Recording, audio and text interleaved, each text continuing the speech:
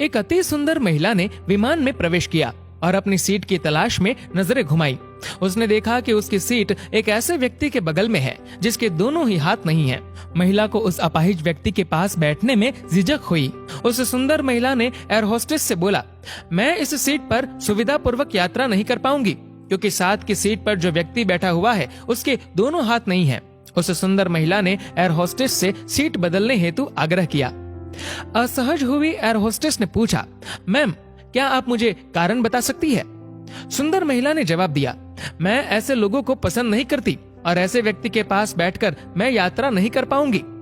दिखने में पढ़ी लिखी और विनम्र प्रतीत होने वाली महिला की ये बात सुनकर एयर होस्टेस अचंभित हो गई। महिला ने एक बार फिर एयर होस्टेस से जोर देकर कहा कि मैं उस सीट पर नहीं बैठ सकती, अतः मुझे कोई दूसरी सीट दे दी जाए।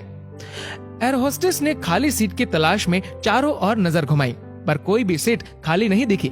एयर होस्टेस ने महिला से कहा कि मैडम, इस इकोनॉमी क्लास में कोई सीट खाली नहीं है, किंतु यात्रियों की सुविधा का ध्यान रखना हमारा दायित्व है, अतः मैं विमान के कप्तान से बात करती हूँ, कृपया तब तक थोड़ा धैर्य रखें।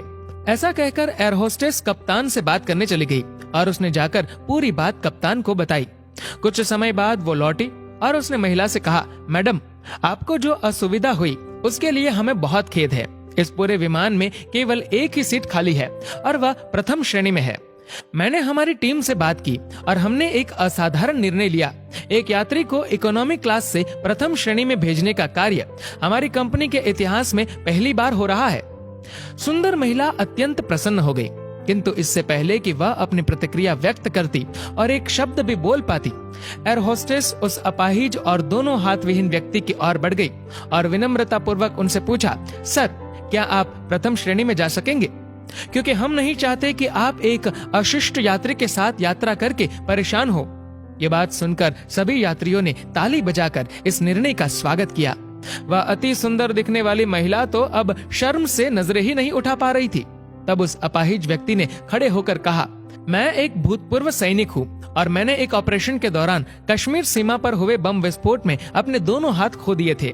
सबसे पहले जब मैंने इन देवी जी की चर्चा सुनी तब मैं सोच रहा था कि मैंने भी किन लोगों की सुरक्षा के लिए अपनी जान जोखिम में डाली और अपने हाथ खोए, लेकिन जब आप सभी की प्रतिक्रिया देखी तो अब अपने आप पर गर्व महसूस हो रहा है कि मैंने अपने देश और देशवासियों की खातिर अपने दोनों हाथ खोए।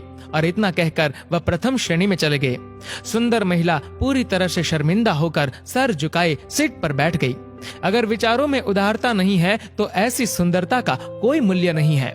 दोस्तों, इस कहानी को लेकर आपकी क्या राय है नीचे कमेंट करके जरूर बताएगा। और अगर आपको वीडियो अच्छा लगा हो तो इस वीडियो को लाइक करेगा, शेयर करिएगा ज्यादा से ज्यादा लोगों तक। और ऐसे ही और भी इंस्पिरेशनल वीडियोस के लिए सब्सक्राइब करें हमारे यूट्यूब चैनल को और फेसबुक पर फॉलो करें हमारे पेज को।